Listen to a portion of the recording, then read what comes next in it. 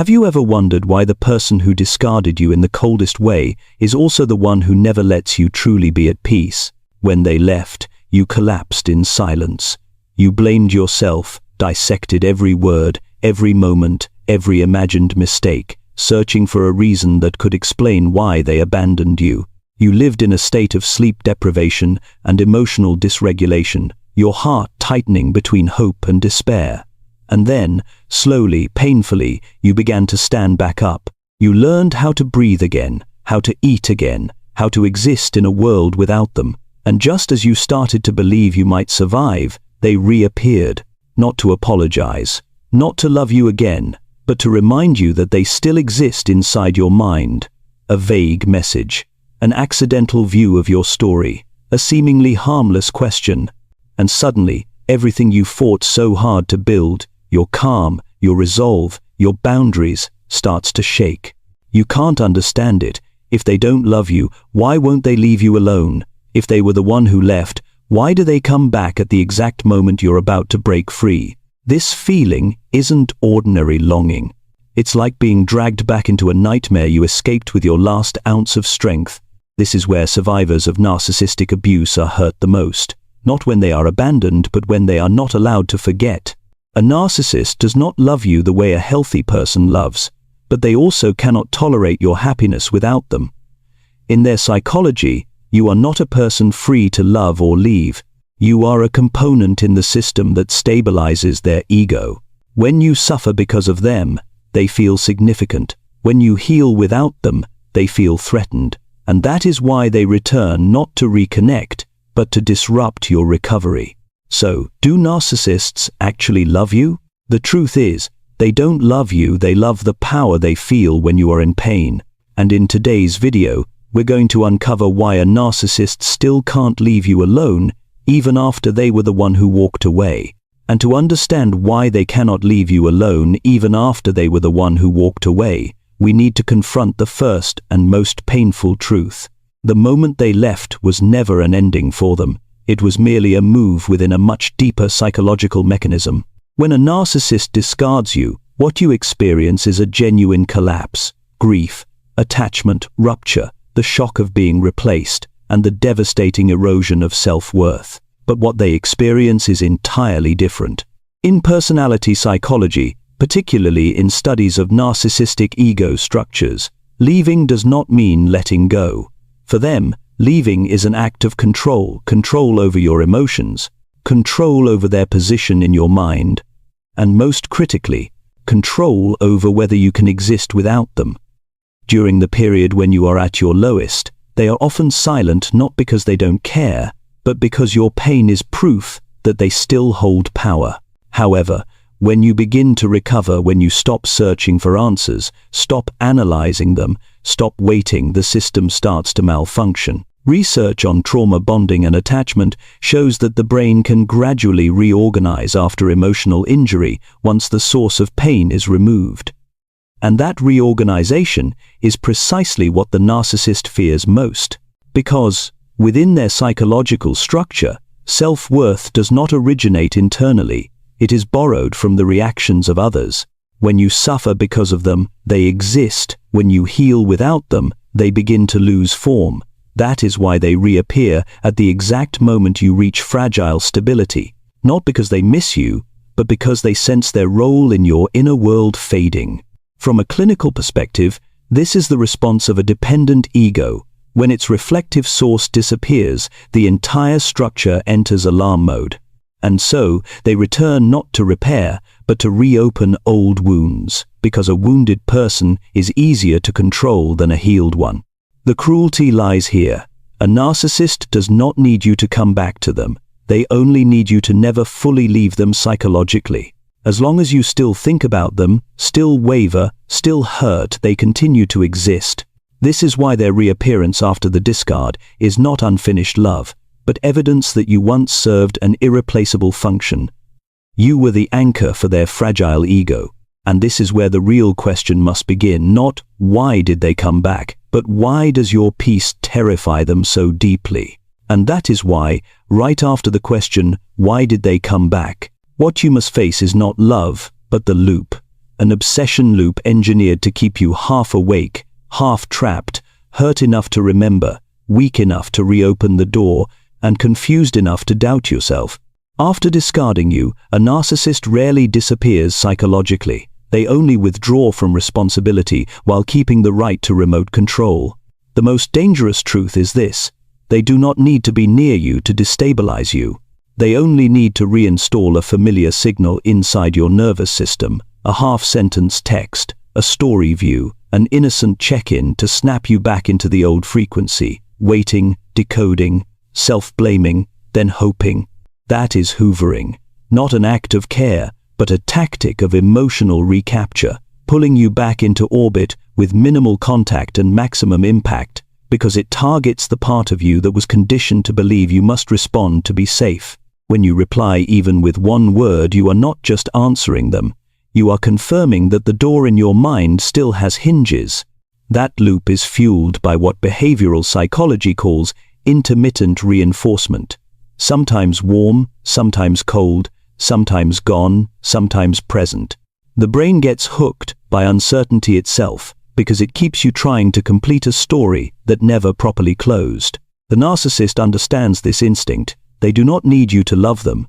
They only need you to not be finished. Because someone who is finished goes fully silent, and full silence means they lose access to your heartbeat, your sleep, and your self-worth. So they use light touches to create a control that is more insidious than open aggression. Control through obsession. You start checking your phone every few minutes. You interpret every period, every emoji, every gap. You wonder, am I being too cold? Did I misunderstand? What if they've changed? And while you are trying to be a decent human being, they are measuring one thing only: how easy you still are to pull. Modern hoovering also comes with remote control through technology, soft coercion disguised as concern. A survey conducted by the Social Research Centre with 2,046 Australian adults, reported in the media based on releases involving the E-Safety Commissioner, found roughly a quarter of respondents considered access to a partner's phone passcodes reasonable, and more than 1 in 10 considered location tracking via phones reasonable. Within the same reporting, 20.1% of surveyed men viewed constantly texting a partner to ask what they were doing as a sign of care, compared with 10.4% of women, and 26.3% of men wanted their partner to be constantly available to respond to calls and texts, more than double the proportion of women. Those numbers are not just social statistics. They explain how a narcissist can turn ordinary life into a silent interrogation room. Dinner becomes an eye scan. Turning off notifications becomes proof you are hiding something. A normal grocery run becomes, who were you with? Why are you late? Send your location. And, if you push back, they shift the script. I'm worried about you. You're overreacting. If you have nothing to hide, why protect your privacy? Turning boundaries into guilt and autonomy into betrayal. So the hardest part is not understanding what they are doing. It is realizing what role you are being pulled back into. You are not merely missing them, you are being re-triggered. Your nervous system relearns the habit of shrinking to avoid storms, explaining to keep peace, hoping to numb pain. This is where you need a cold decision that saves your life. Hoovering is not a second chance. It is a test of whether you are still exploitable supply. If you are in this stage, you do not need another conversation for closure. You need an exit structure, reduce channels of contact, lock down access, stop feeding them life data location, schedule emotions, document harassment if it escalates, and anchor yourself with a trusted third party so you don't return when craving hits. You do not need to prove you are right. You need to protect your clarity. Because the moment you stop responding, the obsession loop begins to starve, and that is the moment you start owning your life again. And once the hoovering and remote control loop is in place, the next and most dangerous phase begins quietly inside your own mind: cognitive distortion. This is the stage where the narcissist no longer needs to appear often, because they have already installed a substitute voice within you, a voice of self-doubt, self-blame, and self-erasure. In psychology, This phenomenon is described as internalized manipulation. The victim gradually adopts the abuser's interpretive framework and uses it to judge themselves. Research on psychological abuse and gaslighting shows that victims often experience reduced trust in their memory and judgment, leading to what researchers call epistemic erosion, the breakdown of confidence in one's own knowing. When this happens, you don't just miss them, you begin to question yourself. You wonder if you're too sensitive, if you misunderstood, if you're overreacting the way they once said. And the moment you start questioning your own perception, power quietly changes hands. This mechanism works because it targets a deeply human need, the desire to be fair and morally good. The narcissist exploits this by blending right and wrong, care and harm, concern and control, making you feel that if you leave decisively, you will be the cruel one. So you stay, not in their life, but in their orbit, bound not by hope, but by guilt. Guilt that maybe they had a point, that everyone has wounds, that I'm not perfect either. Studies on trauma bonding indicate that guilt and false responsibility are among the strongest adhesives keeping victims trapped stronger even than fear or desire. Once you are led to carry responsibility for their emotions, you are no longer positioned as someone who was harmed. You are pushed into the role of the one who must fix. What makes this phase especially insidious is that it doesn't require constant lying. A few planted questions. Are you sure? That's not what I meant. Why are you always so tense? And your brain completes the rest. You begin editing memories, softening pain, minimizing harm to keep the story tolerable. And while you are trying to be understanding, they achieve the core objective. You start policing yourself. Clinically, this is the moment when power shifts from external control to internal control, from managing behavior to managing perception. They no longer need to monitor you. You do it for them. The long-term consequence of this stage is disconnection from intuition. You stop trusting bodily signals, tightness, insomnia, anxiety, because you've learned to reinterpret them as personal weakness. But the body does not lie. Those signals are raw data your mind has been trained to dismiss. This fracture between body and cognition is what makes leaving so difficult. You're not just leaving a person, you're reclaiming the right to trust yourself. That is why the first step out of this phase is not learning more about them, but restoring authority to your own experience, documenting events as they occurred, naming feelings accurately, and allowing yourself to reach conclusions without seeking approval from the one who hurt you. The moment you stop arguing with the installed voice in your head, the power loop begins to crack. And that is when something new emerges, not longing, but clarity. And when cognitive distortion no longer works, when you begin to trust your own experience again, when you stop asking for permission to conclude, when you no longer explain yourself to be understood, the narcissistic psyche enters a very different state, survival-based rage. This is not ordinary anger, nor an emotional outburst born of hurt. In clinical models of personality disorders, narcissistic rage emerges when the false self is critically threatened, when defensive structures can no longer shield the inner void. In other words, they are not angry because you hurt them, they are angry because you are no longer controllable. This rage has structure and purpose. Its aim is to shatter the clarity that has just formed within you. When they realize you no longer argue within the old script, no longer spiral into self-blame, no longer cling to the hope of being understood, they shift from soft manipulation to direct attack. The tone changes from concern to contempt, from warmth to coldness, from "I worry about you" to "you're the problem." Research on aggressive behavior in narcissistic pathology shows that when individuals perceive a loss of power, they escalate threats, devaluation, and punishment to restore the previous order. The goal is not resolution, it is to make you doubt yourself again. What makes this phase especially dangerous is the precision of the strike. They don't attack randomly. They target the exact places where you once wavered most. Fear of abandonment, feelings of inadequacy, vulnerabilities you shared in moments of trust. Narcissistic rage functions as a test. If you still react by explaining, crying, getting angry, or trying to soothe, they know the control line is still connected. In behavioral psychology, this aligns with an extinction burst. When a controlling behavior is about to lose effectiveness, its intensity spikes one last time to test whether power remains. That is why things often get worse, right as you become clearer. Physiologically, this rage is accompanied by intense, sympathetic nervous system, activation threats, shouting, blame, even public humiliation designed to push you back into a familiar state of fear.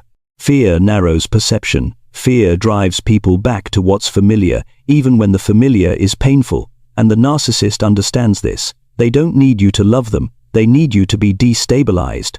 Because when you are destabilized, they regain their role as regulator. But this is also the turning point. If you do not engage, no justification, no counterattack, no attempt to clarify, the rage reveals its true nature, empty and repetitive. Without your reaction, it fails to recalibrate power and exposes the truth they avoid most. They no longer control you. Steady silence, not coldness or revenge, is the signal that authority has returned to you. And it is precisely here that the relationship shifts again toward a stage where they no longer try to bend your perception through rage, but through the story they tell about you to the outside world.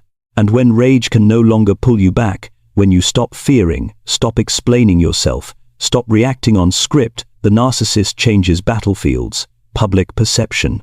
This is the turning point many victims never anticipate, because it happens outside, yet it strikes the deepest place inside you, the human need to be believed, seen accurately, and treated fairly. You think the relationship ended in silence. They don't end it that way.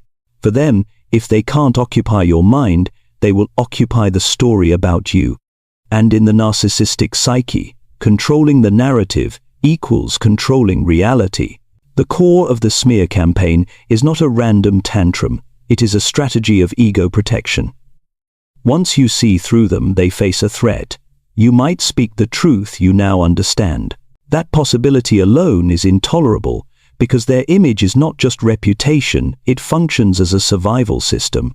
So they construct a new story where you are unstable, too sensitive, suddenly changed, hard to deal with, while they become the wounded, patient victim who tried everything. In psychology, this pattern is often described as deny, attack, reverse victimhood. They deny what happened, attack your awakening, then position themselves as the harmed party, so you become the offender. It's a moral sleight of hand. They don't need truth. They need a version that sounds coherent enough for outsiders to accept. And the most dangerous part is the delivery, often coated in concern. I'm just worried about them. I don't want to talk badly, but I've endured so much. Those phrases are perfect camouflage, because they make the listener feel they're witnessing a good person in pain, when in reality, it's a calculated strike. Smearing also rarely arrives as one loud explosion. It usually begins as small needles, a half joke to mutual friends, an implication about your mood swings, a story retold without context, a screenshot cropped at the most damaging line, a moment where you finally broke down after prolonged pressure presented as proof that you are the problem. This is decontextualization, taking your reaction to harm and turning it into your character. And because outsiders weren't present in the room where your reality was distorted, they often believe what looks simple, a calm storyteller, the narcissist, and a tired, anxious, tearful person, you. The narcissist exploits that contrast to recruit allies, not always bad people, but people who don't understand, who are easily led, or who fear conflict. In survivor communities, they're sometimes called flying monkeys. People who unknowingly spread the story, apply pressure, probe for information, or drag you into arguments until you exhaust yourself. And if you try to correct the record, you can fall into the trap. The more you explain, the longer the story becomes. The longer it becomes, the more outsiders disengage. The more they disengage, the more they choose the short, easy narrative the narcissist offered first. This is why this stage is so cruel. It makes you feel like you didn't just lose a relationship, you're losing your social reality. You start asking, if everyone believes them, am I actually crazy? And the moment you doubt yourself, the smear campaign hits its deepest objective, pushing you back into the controllable state of self-questioning. That's why the most important advice here is not convince everyone, but change your protection strategy. 1. Document and preserve evidence, but use it selectively, when necessary, in the right place. Don't throw your life into the court of public opinion. 2. Tell the truth to a small, trustworthy circle rather than trying to make the whole world understand. 3. Reduce public emotional reactions because visible emotion becomes fuel for the narrative they're building. 4. Remember, the smear campaign is not primarily about your honor, it's about your isolation. Isolation makes you weaker. Weakness makes you return. And when you see this mechanism clearly, you realize a chilling truth. They smear you, not because you are bad, but because you are getting free. And right after the smear often comes an even more dangerous move, sweeter, softer, harder to resist. They return as if nothing happened, a reoccupation of your emotions wrapped in apologies, nostalgia, and promises to change. And then, just when you think you've survived the worst after the smearing, the isolation, the silent damage, the narcissist shifts into the tactic that breaks the most people, the Hoover trap, or emotional recapture. This is not rage, not attack. It's a return wrapped in softness, regret, nostalgia, the form most easily mistaken for love. The term Hoover comes from the image of a vacuum cleaner. Its sole purpose is to pull you back into the old system, regardless of how hard you fought to escape. Psychologically, hoovering is not random. It usually appears when 3 conditions align. You stop reacting, the smear campaign loses traction, and the narcissist senses that you are healing. Your healing, your calm, your silence, your emotional distance is the most threatening signal of all. When you no longer wobble, they lose the reference point that stabilized their ego. Clinical research on narcissistic traits shows that when emotional supply is suddenly withdrawn, individuals high in narcissism are more likely to escalate retrieval behaviors rather than accept loss. Hoovering is that retrieval attempt, a move designed to target the best parts of you, compassion, shared memories, and the hope that this time might be different. They cause alarms, in tones stirred. In everyday life, hoovering rarely looks dramatic. It arrives quietly, accidentally. A late-night text, "I just wanted to check if you're okay." A vague apology, "I've been thinking, maybe I was wrong about some things." A memory resurfaced at your weakest moment. An old song, a photo, a private joke. Or a manufactured crisis, health scares, career collapse. "No one understands me like you do." These signals aren't meant to resolve the past. They are meant to reactivate your old role, the regulator, the rescuer, the stabilizer. And because you once loved genuinely, gave deeply, and sacrificed sincerely, hoovering can work if you don't recognize it in time. The danger of hoovering lies in this. It doesn't deny what happened, it blurs it. The narcissist rarely says, "I manipulated you." They say, "We both made mistakes." They don't say, "I smeared you." They say, "Things got out of hand." This is responsibility dilution, a tactic that triggers moral guilt in decent people. You begin to wonder if refusing contact makes you cruel, unforgiving, or emotionally avoidant. In behavioral psychology, this is how guilt is used to override self-protection. And once you respond even to explain or decline politely, the narcissist gets what they need most: reaction. Reaction is oxygen. Reaction confirms they still exist in your emotional field. There's a paradox survivors often realize too late. Hoovering isn't powerful because of what they say, but because of when they say it. It arrives when you're both weak and strong, weak from unhealed wounds, strong from growing clarity. That overlap makes you question yourself. Am I being too harsh? Is silence just avoidance? What if they really changed? But real change does not require you to return to verify it. If accountability were genuine, they would respect your boundaries, your silence, your distance. Hoovering doesn't respect boundaries, it probes them. It doesn't ask what you want, it searches for where you're still soft. The signs of hoovering become obvious when you track patterns instead of promises. Apologies without sustained action, sweetness following loss of control, intense emotion paired with vague accountability, urgency to respond, and most telling, the internal signal, your peace diminishes when they appear. Your body often knows before your mind, racing heart, rising anxiety, old loops of analysis restarting. That's not love returning, it's your nervous system remembering a familiar threat. The safest response to hoovering isn't debate or explanation, it's consistency. No response, no justification, no closure talk. Consistency is the one message hoovering cannot distort. Understanding hoovering is pivotal. Smearing attacks you from the outside, hoovering attacks you from within, through your kindness and hope. And when you finally see that every checking in restarts the loop, you step out for good. After hoovering fails, the narcissist often escalates or collapses. And that's where the story enters its final phase, where your freedom is no longer something they can reach. And when hoovering no longer works, when you don't return, don't explain, don't react, the narcissist enters a rarely discussed but critical phase. The quiet collapse of control. This isn't explosive rage or public drama.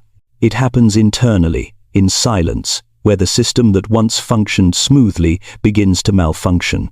What makes this phase dangerous is precisely its lack of noise, yet it determines their final moves. In clinical psychology, when someone with narcissistic structures loses access to an ego-regulating object, they experience ego disorientation. Previously, they knew who they were through your reactions. Your pain made them powerful, your fear gave them control, your explanations affirmed their superiority. When you go silent, that feedback loop is severed. They can no longer read themselves through you. A psychological void opens one they cannot fill on their own. At this stage, you may notice strange shifts, instability with new partners, constant changes in online persona, attention-seeking through exaggerated success or manufactured crises. These are desperate attempts to recreate reflection, to find any reaction that can temporarily replace the role you once held. But the replacement never lasts. What they lost wasn't a relationship, it was a regulatory mechanism. Psychoanalytic research shows that losing a key self-object often triggers fragmentation, anxiety, a sense of inner cracking. The narcissist may feel prolonged emptiness, irritability without cause, or compulsive stimulation seeking. None of this resolves the core issue. You withdrew from stabilizing them. Here's the paradox. The calmer you become, the more destabilized they feel. The firmer your boundaries, the more disoriented they grow. This is when they may attempt one final defense, rewriting the story internally. They label you cold, ungrateful, changed, not to convince you, but to survive the loss of power. This self-justification protects them from the most unbearable truth. They no longer control you. Many survivors make a dangerous mistake here. Seeing the narcissist weakened, confused, or suffering, they feel tempted to soften. But suffering does not equal growth. This distress is the reaction of a system deprived of fuel. Returning out of pity restarts the cycle, often harsher, because they learn that waiting long enough brings you back. The core of this phase isn't what they do next, it's what you do differently. For the first time, you don't explain to be understood. You don't prove your reality. You don't seek acknowledgement. You understand that your silence isn't punishment, it's protection. And this reveals a truth you couldn't see before. Their power only existed through your participation. When you stop participating, their power dissolves without confrontation, revenge, or dramatic endings. Just sustained calm. That's why after this phase, the narcissist either fades from your life in fragments or launches a final attempt. Either way, you've crossed the threshold. The story no longer revolves around them. And then, after everything they've tried, hoovering, smearing, provoking drama, baiting you, playing the victim, even sudden sweetness, if you keep one thing consistent, you don't participate, what comes next is often no longer a tactic. It becomes a state, a dense fog moving through their nervous system. Because for a narcissist, losing control isn't just losing a person. It's losing the structure that kept their false self standing. And when that structure goes without fuel long enough, it shakes, cracks, and collapses in ways they can no longer perform their way around. Clinicians often describe this with a chilling phrase, narcissistic collapse. This collapse rarely looks like a cinematic explosion. More often, it appears as contradictions. They're grandiose and desperate at the same time, confident yet panicked, insisting, "I'm fine," while hunting for reactions like someone starving. You see it in ordinary details. They post a thriving update, then send a vague message hours later. They act like they don't need you, yet track every trace you leave. They cycle through new people without stability. They stay busy, in a constant need to prove, display, and win, as if pausing for 1 second would let an inner emptiness swallow them. The frightening part isn't weakness. The frightening part is that weakness can make them more reckless, because recklessness is how they avoid the rising void. Psychologically, imagine their ego like a building made of reflections. Admiration, attention, emotional reactions, the sense of, "I have impact." When you were still there, even if you were crying, they had data to feel they existed.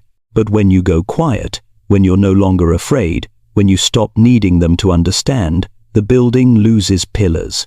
2 reactions often happen at once. They panic because they feel themselves fading, and they search for new ways to drag you back into your old role, not out of love, but because your return restores a pillar, even temporarily. This is where many people get trapped again. They see the narcissist's dysregulation and mistake it for remorse. Most of the time, what you're witnessing is a self-regulation crisis, a system without an inner core borrowing external energy to avoid freefall. Narcissistic collapse doesn't always make them disappear. Sometimes it makes them switch masks faster, hero to victim, cold to wounded, arrogant to enlightened. And if you lived in that loop long enough, something inside you will get activated. Compassion, hope, nostalgia, guilt, fear of being cruel if you turn away. This is why this chapter is both dangerous and sacred. It isn't only about their collapse. It's where you must choose. Will you rescue them from their void, or will you rescue yourself from being pulled back into that void? Because returning doesn't return you to love, it returns you to a role: emotional regulator, absorber, stabilizer. Over time, that role devours identity. So the deepest question isn't what becomes of them, but what keeps you from being pulled back. 3 things matter, in brutally practical terms. First, separate emotion from truth. You can miss them, feel compassion, feel pain. None of that makes them safe. Second, respect the nervous system. Every time you re-engage, argue, explain, defend, you give the old machine oxygen and teach your body the door is still open.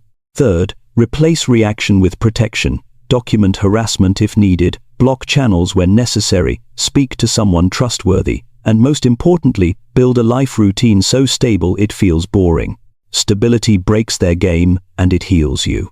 And here's the turn people don't expect. While collapse begins in them, a quiet rebuilding begins in you. You used to live in vigilance, reading moods, decoding subtext, avoiding traps, explaining, self-blaming. But when you stand still long enough, your brain relearns something basic. Peace doesn't require permission. You start inhabiting your body again, eating without choking, sleeping without jolting, breathing without waiting for disaster. You realize what you once called love was often survival effort inside an unstable environment. And once you see that, you don't just leave them, you leave a version of yourself.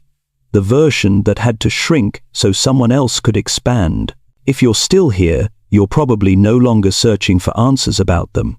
You're searching for answers about yourself, because you're exhausted from asking the same question over and over. Why did they leave me, yet refuse to disappear? Why did I finally start to recover, only for them to reappear and pull me back under? The hard truth is this: a narcissist doesn't return because they love you, and they don't leave you alone because they miss you. They return because, for a long time, You carried things they could never carry themselves: their emotions, their insecurity, their fragile ego, and the emptiness inside them. When you begin to withdraw from that role, they don't feel heartbreak. They feel disoriented. Not because they lost you, but because they lost control. This video wasn't made to make you hate them. It was made so you can stop blaming yourself. You are not weak for struggling to let go. You are not foolish for going back. You were pulled into a psychological loop where love was mixed with fear, where silence was punished, and where your peace became a threat. Understanding this matters, because once you see it clearly, you stop trying to explain yourself to them and start listening to yourself again. And this is the one thing you need to remember if you're trying to break free or standing on the edge of being pulled back in. You don't need to prove your worth with words anymore. You don't need to be the understanding one, the patient one, the one who endures. What terrifies a narcissist most isn't your anger, it's your calm, your silence, your lack of reaction. When you choose boundaries over explanations and life over emotional battles, you don't just leave them behind. You leave behind the version of yourself that had to shrink in order to be loved. And that isn't a loss, that's coming home.